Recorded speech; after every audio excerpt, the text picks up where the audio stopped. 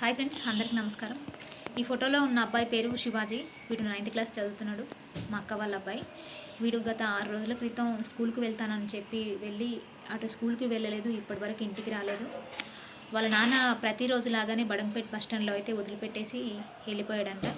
వాడు అక్కడి నుంచి బస్సులో నాదర్గుల్లో వెళ్ళి చదువుకొని వస్తాడు. కానీ ఆ రోజు నుంచి ఇప్పటి వరకు వాడి ఇంటికి రాలేదు. వాడి ఆచూకీ కూడా ఏం తెలియలేదు.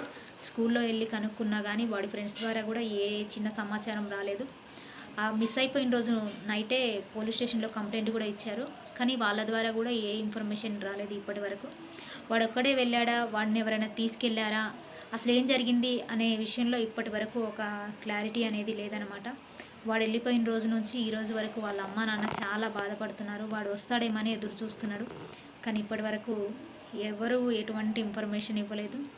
దయచేసి వీడు ఎక్కడైనా కనిపిస్తే మాత్రం మీరు తప్పకుండా సమాచారం ఇవ్వండి. వాళ్ళకి ఎంతో సహాయం చేసిన వాళ్ళు అవుతారు. వాళ్ళ అమ్మ నాన్న నిద్రాహారాలు మానేసి వాడి కోసం ఎదురు చూస్తున్నారు.